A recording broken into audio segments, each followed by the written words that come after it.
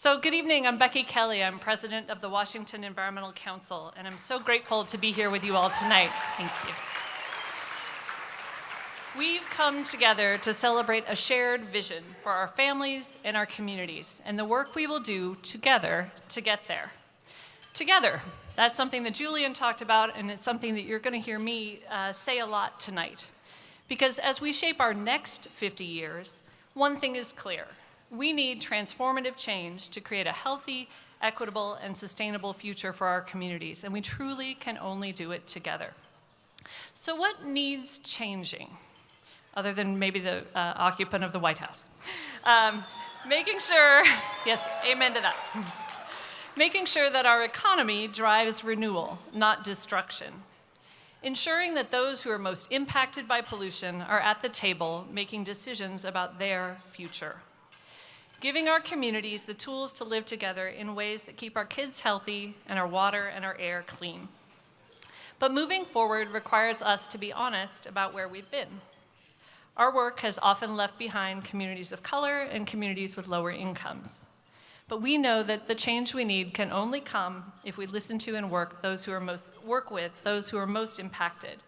We're committed to earning that trust and to walking forward together. Back in 1988, and if you listen carefully, you may draw a connection here when you think about 2018. Back in 1988, we helped pass the Model Toxics Control Act at the ballot.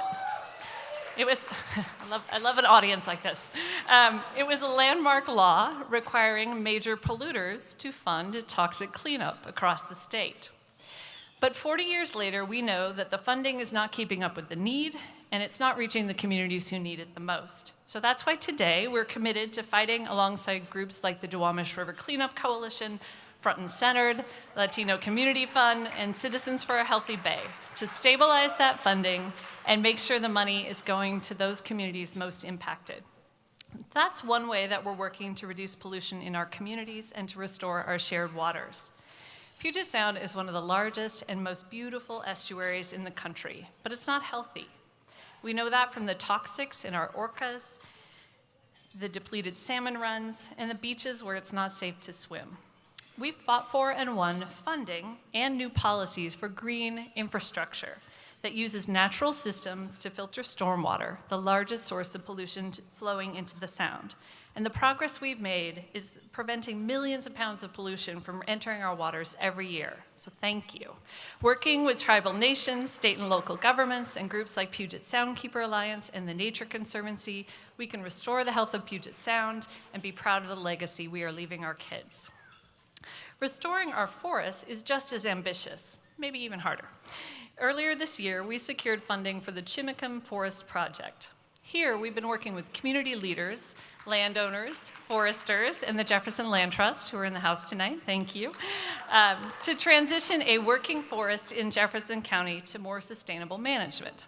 So this forest will continue producing wood products, jobs, clean water, a home for wildlife, and clean our air and store more carbon. In the last year, WEC has helped secure over $18 million in new working forest conservation funding. And these projects are just the first seeds of something much bigger. Rural communities are on the front lines of climate impacts, feeling the effects of deadly fires and drought. Sustaining healthy working forests will help make the evergreen state resilient in the face of climate change and bolster the economy of rural communities. And that's why we are committed to moving 1 million acres of forests to more ecological management. It's an audacious goal that requires systemic change, but together we can do it. So all of our environmental challenges, from restoring clean water to conserving forests to protecting vulnerable communities from pollution, are exacerbated by climate change. And that's why, earlier this month, together with a broad coalition of labor unions, communities of color, environmental and clean energy advocates, health professionals, faith groups, and businesses, partnering with tribal nations, we filed an initiative to put climate on the ballot in 2018.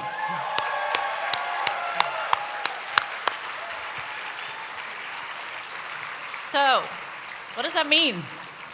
We're going to invest in clean energy infrastructure, like wind and solar, in healthy forests, and in clean water, creating thousands of good-paying jobs across the state while cleaning up pollution, and making sure that no one is left behind in the new clean energy economy. People across this nation, as Governor Inslee mentioned, are watching this fight, and we can chart a path that the rest of the country can follow. But the fossil fuel industry has noticed. They will throw everything they have at us to try to stop us. Oil and coal companies have been knocking on our door for years now, but by building powerful coalitions that work alongside tribal nations, we have stopped project after project.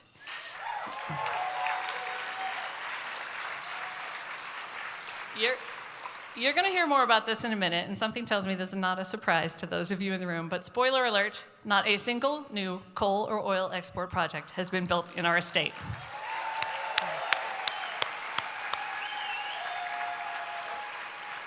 So, looking ahead to the initiative fight, this is important. We know we can't outspend them, but we can always out-organize them. Authentic partnerships like what's been built with this initiative take time. But together we have one of the strongest coalitions this state has ever seen.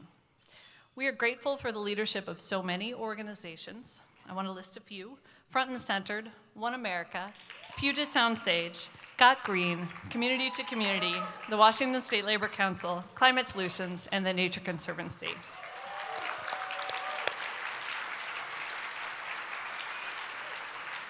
And I can truly say that helping to lead this work over the past 3.5 years has been the most satisfying work of my career at WEC, because we have built a transformative policy with a transformative coalition, and it's up to the scale of this challenge.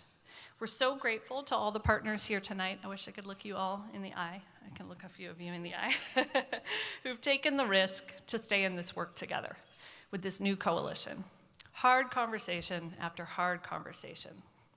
We have learned so much from your leadership, and we are ready to fight side by side. So 50 years after our start, we are more excited and more optimistic than ever. This is the year we can turn the tide. This is the year that we show that Washington State is ready to lead. In 2018, we are all in, and we thank you for being all in with us.